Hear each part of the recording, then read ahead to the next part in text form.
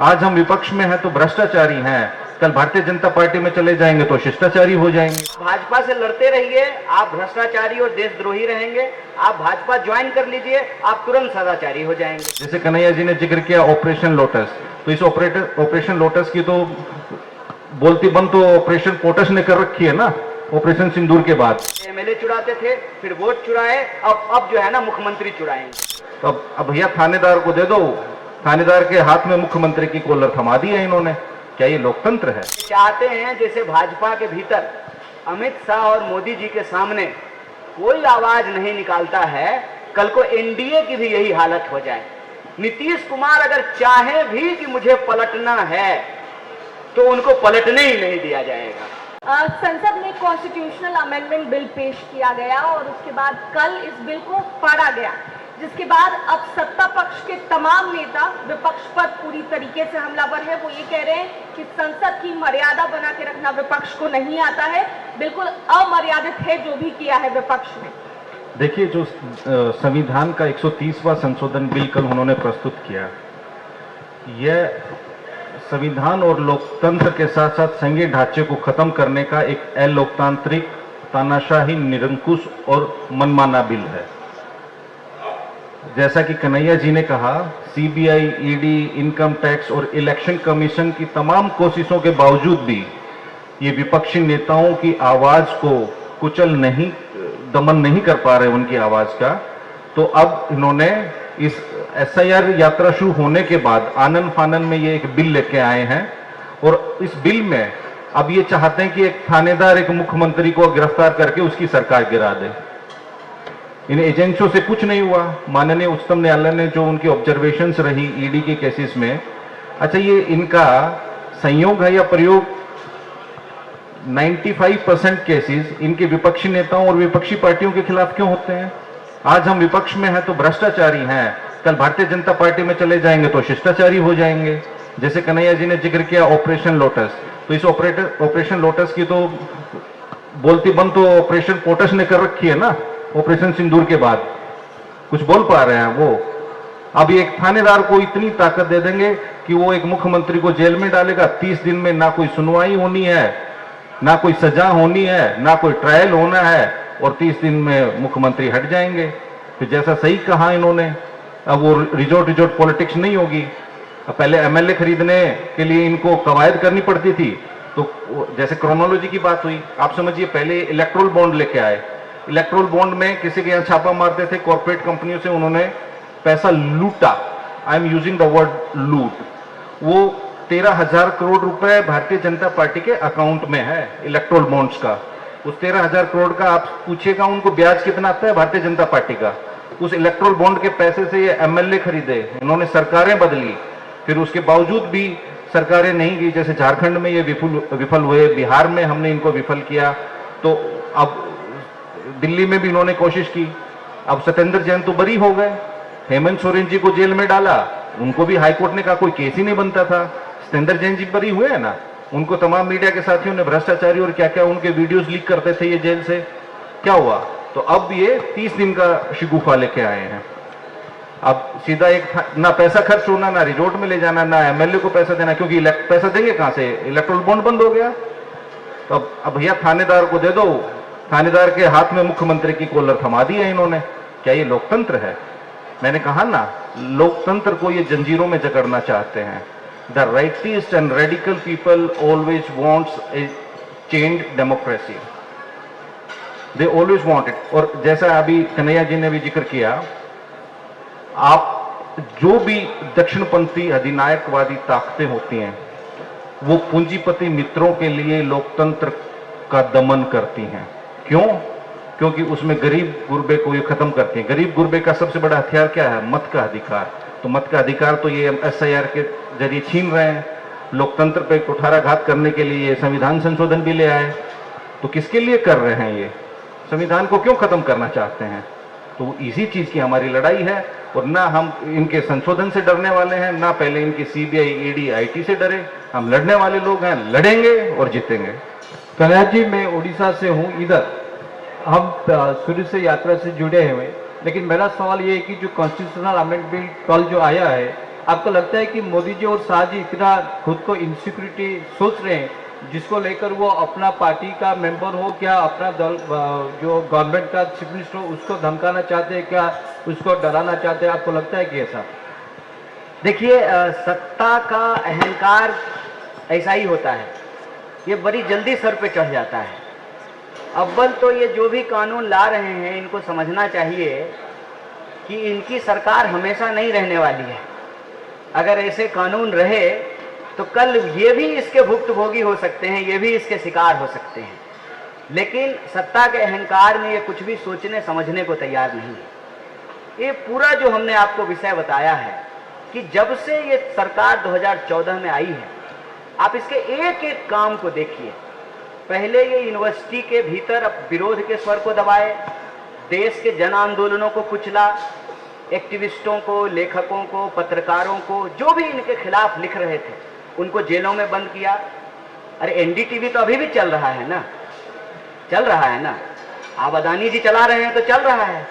पहले जो है उस पर ईडी और सीबीआई चल रहा था। जैसा कि इन्होंने कहा संजय जी ने कि 1 मिनट में जो है आपका परिचय बदल जाएगा। आप भाजपा से लड़ते रहिए, आप भ्रष्टाचारी और देशद्रोही रहेंगे। आप भाजपा ज्वाइन कर लीजिए, आप तुरंत सदाचारी हो जाएंगे। हम बार बार कहते हैं कि भाजपा पार्टी नहीं है, वॉशिंग मशीन है, तुरंत धुल जाते हैं, साफ हो जाते हैं। तो इन्होंने शुरू से एक व्यवस्था की कि कैसे जनता का वोट लेकर के जनता को ही गुलाम बना दिया जाए। देश की आजादी में यदि ये हिस्सा लेते, अंग्रेजों से लड़ते, तो ये ऐसा नहीं करते। क्योंकि जो इन्होंने बनाया ही नहीं है, जाके पैर न फटे बिवाई वो का जाने पीड़ पड़ाई, इनको जो है आजादी ये दिलाई नहीं, इसलिए आजादी से इनको कोई लेना देना नहीं है। तो ये शुरू से उस आजादी को खत्म करने का प्रयास किया और हर बार ये नया हथकंडा लेकर के आते हैं। बिल्कुल ये चोर की मानसिकता होती है। एक बार पकड़ा जाएगा तो अगली बार चोरी करने की आदत नहीं छोड़ सकता। चोर चोरी से गया कि तुम्बा फेरी से गया, एक कहावत है। तो ये चोरी तो छोड़ नहीं सकते हैं क्योंकि ये इनकी फितरत है। तो ये ना तरीका नया ले आते हैं। पहले विरोधियों को पकड़ पकड़ करके जेल में डाला, फिर ईडी का रेड करवा करवा करके जो है एमएलए को डराया, फिर रिजॉर्ट घुमा करके एमएलए खरीदे, एमएलए खरीद करके चुनी हुई सरकार गिराई। जब इसमें भी ये विफल होने लगे, बिहार में सफल नहीं हुए, राजस्थान में सफल नहीं हुए, झारखंड में सफल नहीं हुए, तब इन्होंने वोट चोरी का कार्यक्रम किया। वोट चोरी के कार्यक्रम से भी इनको जितनी सफलता मिलनी चाहिए उतनी सफलता नहीं मिली। आप मुझे बताइए, अब की बार 400 पार का नारा क्यों दिया गया था? आया तो इनको 240। वो इसलिए दिया गया था कि वोट चोरी करके ये 400 तक पहुंच जाएंगे, लेकिन ये 400 तक नहीं पहुंच पाए। तो इन्होंने जो है, पहले चुनाव आयोग इस बात को इनकार करती रही कि हमारे वोटर लिस्ट में कोई गड़बड़ी है।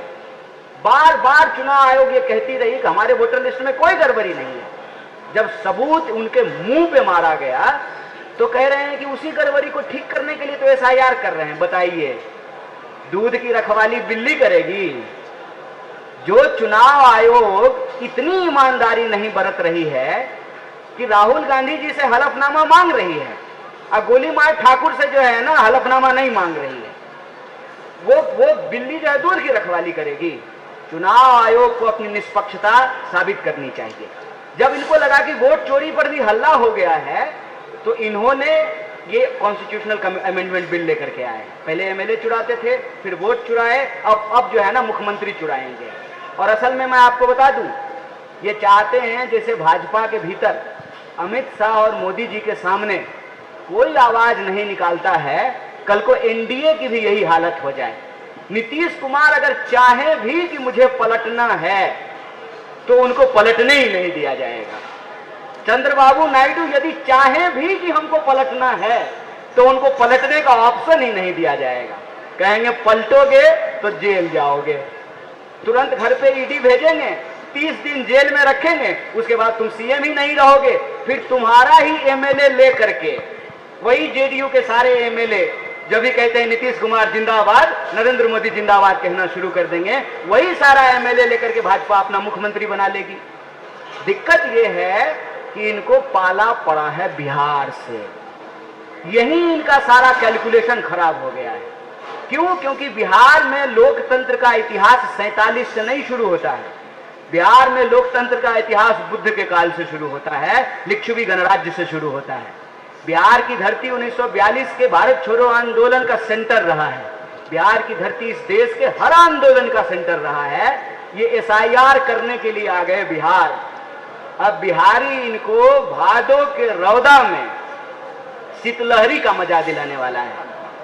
और उसका असर मैं आपको बता दूं कि कल प्रधानमंत्री हमारे जिले में आ रहे हैं उस पुल का उद्घाटन करने के लिए जिसका उद्घाटन वो ऑलरेडी कर चुके हैं। डबल इंजन की सरकार में एक ही पुल का 2-2 बार उद्घाटन किया जाता है। यही डबल इंजन की सरकार है। क्यों? क्योंकि जनता जो आ रही है वोटर अधिकार यात्रा में उमर उमर करके, तो प्रधानमंत्री जी मिस कर रहे हैं। उनको भी रील बनाने का मन कर रहा है। लाइक कीजिए, सब्सक्राइब कीजिए। प्रधानमंत्री को देखे हैं लाइक और सब्सक्रिप्शन के लिए भीख मांगते हुए? इकलौते ऐतिहासिक प्रधानमंत्री भारत की भूमि में हुए हैं जो सब्सक्रिप्शन और लाइक के लिए भीख मांगते हुए दिखते हैं। तो उनको भी मन किया है कि 2-2 नेता प्रतिपक्ष जो है यात्रा निकाल रहे हैं बिहार में, पूरा इंडिया ब्लॉक साथ में है, तो उनको मन किया कि थोड़ा हम भी रील बना लेते हैं। तो कल गंगा जी के किनारे जो है ना वो रील बनाएंगे। तो गंगा के किनारे, गंडक के किनारे, सोन के किनारे, बागमती के किनारे, बलान के किनारे, कोसी के किनारे रहने वाली जो बिहार की आवाम है उसने ये तय किया है कि लोकतंत्र की जननी से लोकतंत्र को समाप्त नहीं होने दिया जाएगा। इनकी हर कोशिश को हम नाकामयाब करेंगे। इनका बहुमत संसद में जरूर है, सड़क पे हम अपनी बहुमत साबित करेंगे। इसीलिए ये यात्रा चल रही है, अनवरत जारी है। सर मैं आपसे एक सवाल करना चाहूंगी सर।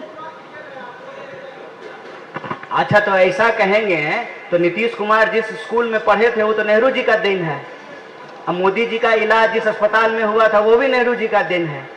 अगर ऐसा भाजपा कह रही है तो उस भाजपा के नेता को पूछिएगा कि तुम्हारे पप्पा का जहां इलाज हुआ था वो भी तो कांग्रेस के टाइम में बनाया हुआ है। तुम्हारा विद्यालय जो बना हुआ है वो भी तो जो है कांग्रेस के टाइम में बना हुआ है। तुम आज नेता बने हो इसीलिए ना, क्योंकि जनता का अधिकार आया है, वोट का अधिकार आया है। वरना राजा के, रानी के पेट से राजा पैदा होता था। तो ये अधिकार तो कांग्रेस पार्टी ने दिलाया है। इस आजाद हवा में जो सांस ले रहे हो वो आजादी तो कांग्रेस पार्टी दिलाई है। देखिए कोना कोना कौन कोना सतली पुतो कोना खन्ने से काम नहीं चलेगा। जवाब देना पड़ेगा कि इस देश में मताधिकार की चोरी क्यों की जा रही है। और हमारी समझ ये है कि मताधिकार की चोरी इसलिए की जा रही है ताकि जनता का काम ईमानदारी से नहीं करना पड़े। चोरी की सरकार बेरोजगारी के सवाल को नहीं हल कर सकती। हमारे साथी कुछ कन्हैया जी एक सेकंड।